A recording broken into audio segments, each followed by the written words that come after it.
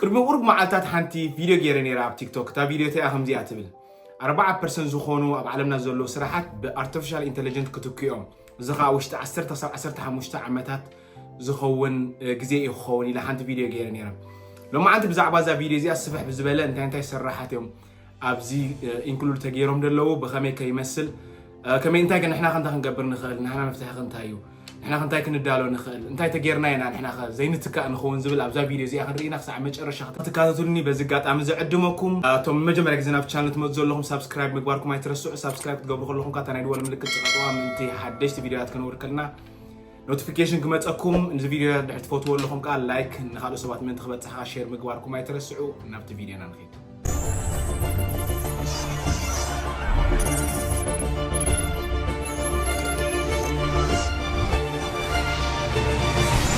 اوكي مباركم ذا قدم بيلز بالكم لما انت نريو اب قربا وان زطفو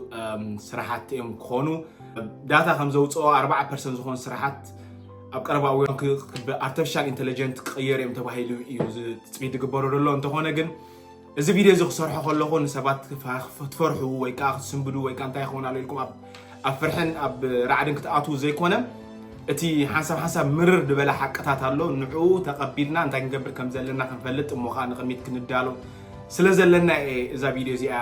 ዝገብራ ዘለኹ ስለዚ ቅድሚ ኣብቶም ስራሓት እዮም መኻድና እቲ አርቲፊሻል ኢንተለጀንስ ዝበሃል ዘሎ ከመይ ይመስል ናበይ ገጹ ይጓዓዝ ኣሎ ቅሩብ ብዛዕባ መብርሂ ክንሪና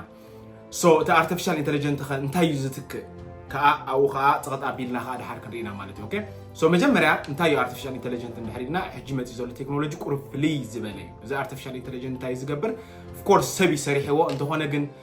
እዚ ቴክኖሎጂ ዓይነት እዚ ናይ አርቲፊሻል ኢንተለጀንስ ብዳታ እዩ ዝሰርሕ ኦኬ ክሰርሕ ከሎ ዳታ ወይ ከዓ ኢንፎርሜሽን እንዳኣከበ ፀንሕሞ ካብቲ ዝኣከቦ ኢንፎርሜሽን ተበጊሱ ይኻ ውሳነታት ዝህብ ስለዚህ እዚ ነገር እዚ ካብ ሰባት ቁጥጥር ወፃኢ ክኸውን ይኽእል እዩ ንኣብነት ኣብ ቀረባ እዋን ብዛዕባ ቻት ጂፒቲ ሰሚዕኹም ክትኮኑ ትኽእሉ ኢኹም ቻት ጂፒቲ ኣብዚ ሕጂ እዋን ሓድሽ ዝኾነ ኣፕዴት ዝኾነ ብዛዕባ ቻት ጂፒቲ ሓድሽ ኣውፅኡ ኣሎ እቲ ቻት ጂፒቲ ቅድሚ ሕጂ ብጽሑፍ እዩ ዝሰርሕ ነይሩ ጽሑፍ ትህቦ ነቲ ጽሑፍ ከዓ ቀይሩ ከዓ ናብ ዝደለልካዮ ነገር የምጻልካ ሕቶታት ይምልሰልካ መጽሓፍ ጸሓፈለይ ኢልካ ኣብ ውሽጢ ሓፂር ሰዓት ደኣ ብዛዕባ ምንታይ ኢኻ ትደሊ ትነግሮ ንኣብነት ብዛዕባ ኒውትሪሽን መጽሓፍ ጸሓፈለይ እንድሕር ኢልካ ውሽጢ ሰከንታት መጽሓፍ ጽሒፉ ክበካ ክእል እዩ ቪድዮታት ኮንተንት ክሬት ንክትገብር ሓሳባት ክበካ ክእል ብዙሕ ነገራት ክህብ ይኽእል ነይሩ ሕጂ ግን ብኣውዲዮን ብቪድዮን ዝተሰነየ ሓድሽ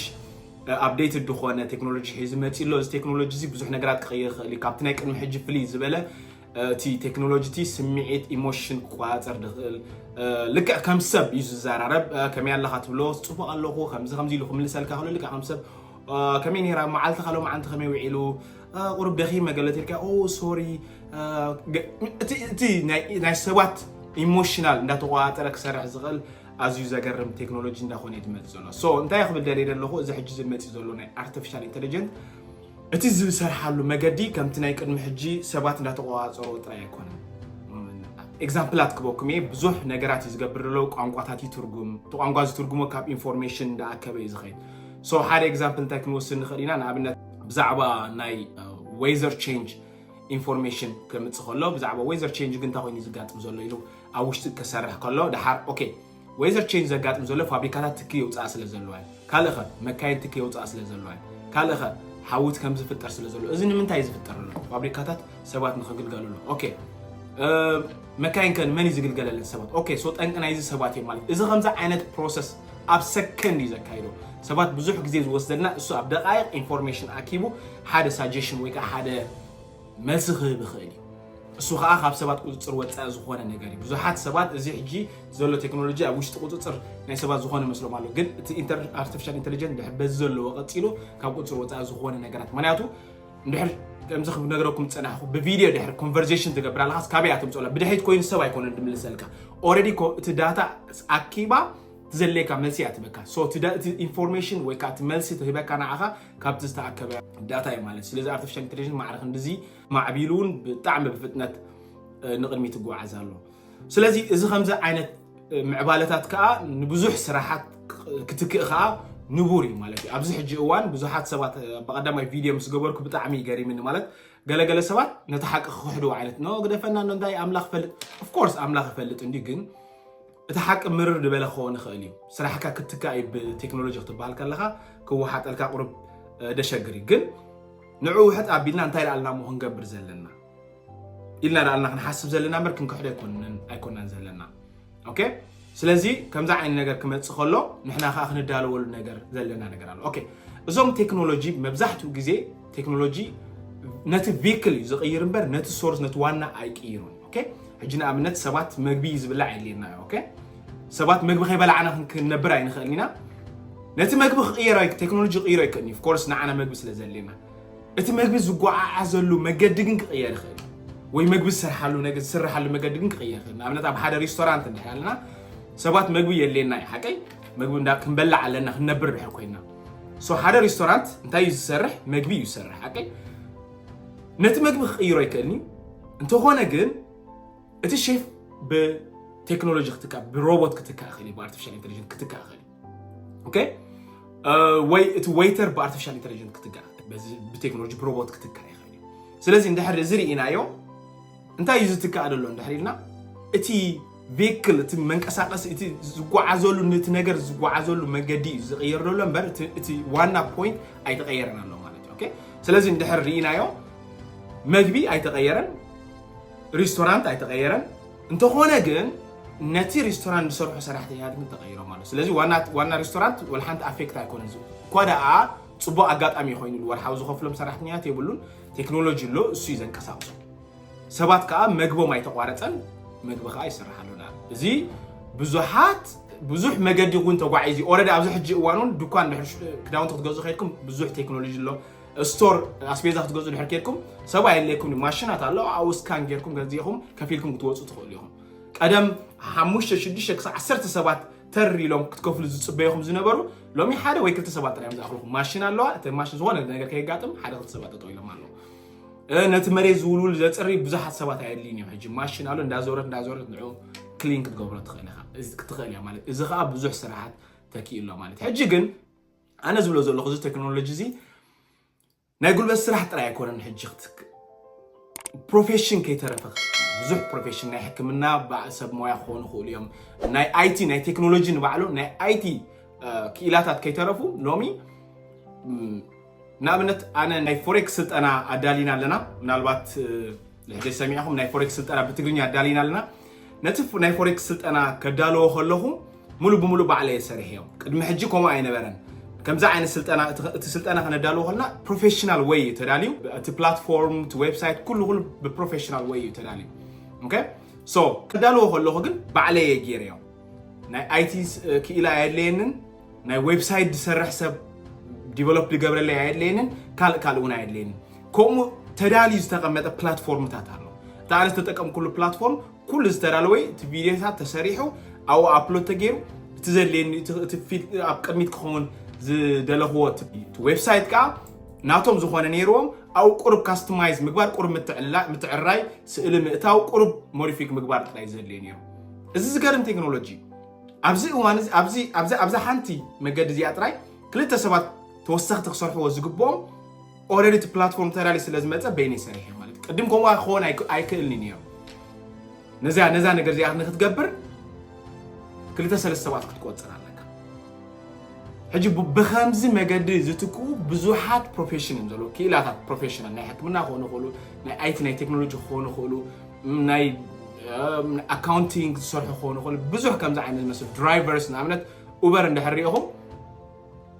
لومي أوبر أونلاين عزيزك تا أوبر بعلت بعلم بنفسنا كي عند خدا أوبر الله ماكينة مساتلايت أتحيزو من لاسي تا ماكينة متأكد سكال تديب بيلت جبر تبلكا بيلت نحديجركا ناب customer service تدون بيلت تجبر بيلت مسجبركا ناب تدل خيات بتصحكا مالت أو خاطور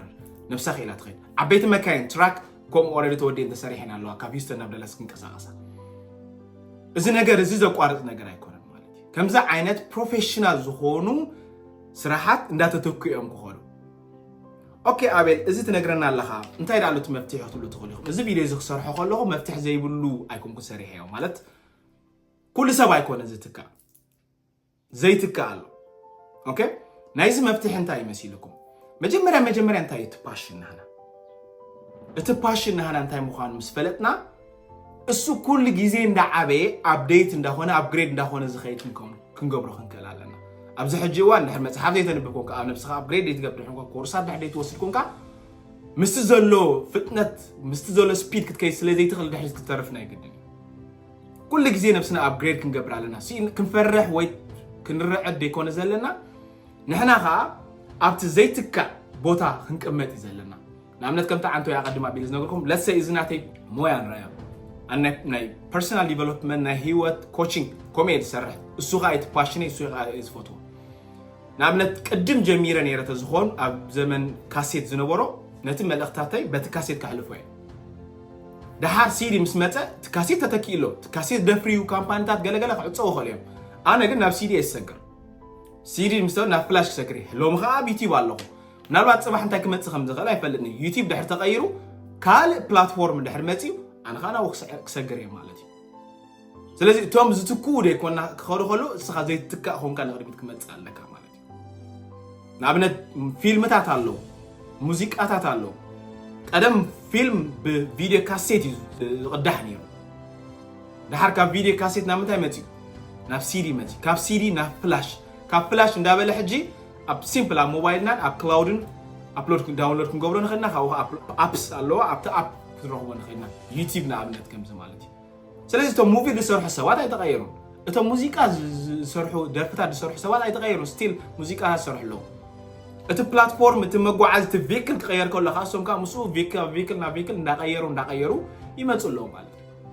ስለዚ ኣበይ ናይ ፖዚሽን ክንከውን ከም ዘለና ንሕና ባዕልና ነፍስና ክንመርፅ ኣለና ባዕልና ነፍስና ከዓ ክንውስን ክንክእል ኣለና ከምታ ቀዲመ ዝነበርኩም ክንፈርሕ ክንስብር ወይ ከዓ ክንክሕዶ ይኮንና ንድልና እቲ ሓቂ ክንክሕዶ ይንኽእል ኢና እንታይ ኢልና ክንገብር ነቲ ሓቂ ተቐቢልና እንታይ ኣነ ዳታ ክገብር ኣለኒ ኢልና ክንሓስብ ንክእል ኣለና ሽዑ ንሕና እንታይ ዓይነት ክእለት እዩ ዘለኒ እንታይ እዩ ፓሽነይ ከመይ ጌረ ኸ ንዕኡ ኩሉ ግዜ እንዳዓበኽዎ ንቕድሚት እንዳሰጎምክዎ ይኸይድ እዚ ከዓ ንሓስብ እንድሕር ከምኡ እንዳገበርና ኸይድና ንሕና ዘይንትካእ ክንከውን ንኽእል ኢና እንድሕር ነፊዕና ኸማን ካብቶም ነዚ ኣብዛ ዓለም ለውጢ ዘምፁ ዘሎ ሰባት ካብኦም ሓደ ክንከውን ንኽእልና እዚ ኩሉ ቴክኖሎጂ እኮ ሰብ ይምፅዎም ነቶም ክኢላታት እኮ እዚ ኣይጎድኦም ናይ ሃስዮም እንተኾነ ግን እንድሕር ኣብ ሓደ ስታክ ጌርና ልክዕ ከምቲ ነዚ ናይ ሙቪ ኢንዱስትሪ ዝነበረ ኔትፍሊክስ መፅዩ ካብ ጥቕሚ ወፃኢ ዝገበሮ ኡበር ንታክሲ out of the game ዝገበሮ ኣብዚ ሕጂ እዋን ከዓ ፖፑላር ዝኾነ ኤርቢኤንቢ ናይ ሆቴል ቼይንስ out of the game ዝገበሮ ልክዕ ከምኡ ዓይነት ነገራት ክንፈጥር ንኽእል ኢና ከምኡ ዓይነት ዓበ ለውጢ ክነምፅእ ንኽእል ኢና ኤርቢኤንቢ ክሰርሑ ከለዉ ሓንቲ ገዛ ኣይነበሮም ናቶም ገዛ እውን ሓንቲ ሕጂ እውን የብሎምን እንታይ ዳ ሰባት ገዝኦም ምእንቲ ክካርዩ ፕላትፎርም እዮም ፈጢሮም ንሰባት ዕድል ኦፖርቹኒቲ ፈጢሮምሎም ንሶም ከዓ ሃብቲ ቢልድ ገይሮም ኡበር ሓንቲ መኪና ኣይነበሮም ክጅምር ከሎ ፕላትፎርም እዮም ሰሪሖም ሰባት ብመኪኖም ገይሮም ከም ታክሲ ክጥቀሙ ክግልገሉ ሰኪር ዝኾነ ፕላትፎርም ሰሪሖም ድሓር ከዓ እሱን እንዳዕበይዎ መፅኦም ኣብቲ እዋን ዝነበረ ከዓ ቶታሊ ከዓ ቀይሮም ከምኡ ዓይነት ነገር ክንገብር እንድሕር ክኢልና ንሕና ብዙሕ ነገር ክንገብር ንኽእልና ናህና ጥራይ ደይኮነ ናይ ብዙሓት ሰባት ሂወት ዝቕይር ኣብዛ ዓለም ከዓ ገለ ታሪክ ገዲፍና ክንሓልፍ ንኽእል ኢና ግን ኣትሊስት ዋላ ከምኡ እኳ ተዘይኮነ ግን ምስቲ ዘሎ ስፒድ ነብስና ኣፕግሬድ እንዳገበርና መፅሓፍቲ እንዳንበብና ኮርሳት እንዳወሰድና ነብስና ኣፕግሬድ እንዳገበርና ኩሉ ግዜ እንዳስተውዓልና ኮንሽስ ኮይና ክንከይድ እንድሕር ክኢልና ንሕና እውን ዘይንትካ ክንከውን ንኽእል ኢና ኦውነርስ ኮይና ክንከይድ ክንቅፅል ንኽእል ኢና ከምኡ ንክንገብር ግን ብዙሕ ጉዕዞ ብዙሕ ፃዕሪ ብዙሕ ስራሕን ድኻምን ይሓተና ዋጋ ክትከፍል ድሕር ደይክኢልካ ትኽፈሎ ነገር የለን ኩሉ ግዜ ዋጋ እንዳኸፈልና እንድሕር ከይድና ግን በቲ ዝጓዓዞ ዘሎ ሂወት ስፒድ ክንጓዓዝ እንድሕር ከይድና ግን ንሕና እውን ኣብዚ ዘይትካእ ፖዚሽን ክንከውን ንኽእል ኢና ከምቲ ዓንተ ወይ ዝነገርኩም ክልተ ነገር እዩ ደሎ ሕጂ ሓደ እቲ ዋና ነገር ኣሎ እቲ ካልኣይ ከዓ ነዚ ነገር እዚ ዘጓዓዝካ ቬክል ኣለካ ዝጥቀመሉ ልክዕ ከምዚ ፊልምን ሲዲን ፊልምን ካሴትን ዝበልኩኹም ማለት እዩ ቀደም ካሜራ ነይረን ንሰኣለን ካሜራ ነይረን ፊልም ወስዳ ነይረን ድሕሪኡ ናብ ዲጂታል መፅን ሜሞሪ ወስዳ ሕጂ ከዓ ዲጂታል ኮይኑ ዋላ ኣብ ክላውድን ኣብ ገለን ክትሕዘሉ ትኽእል ሞባይልና መፅን ኣለዋ ማለት እዩ እዚ ነገር እዚ ጠጠው ኣይብልኒ እንዳዓበየ እንዳተመሓየሸ ይኸይድ ዝኾነ ሰብ ክቆፃፀሮ ኣይክእልን እንተኾነ ግን ንሕና ህይወትና ክንቋፀር ንኽእል ናበይ ክንገም ንኽእል ናበይ ከም ንጓዓዝ ክንቋፀር ንኽእል ነዚ ክንገብር እንድሕር ክኢልና ህይወትና ሰኪር ወይ ከዓ ሴፍ ክኸውን ይኽእል ናይ ደሞ ዓንታ ኣርእስቲ ቁርብ ክብድ በለት ትርድ በለት እያ ነይራ እንተኾነ ግን ፈቲኹም ክትኮኑ ተስፋ ገብር እንድሕር ፈቲኹም ላይክ ሳብስክራይብ ምግባርኩም ኣይትረስዑ ኣብ ቀፃሊ ብዝሓሸ ቪድዮ ክንራኸብ ኢና ሰሰናይ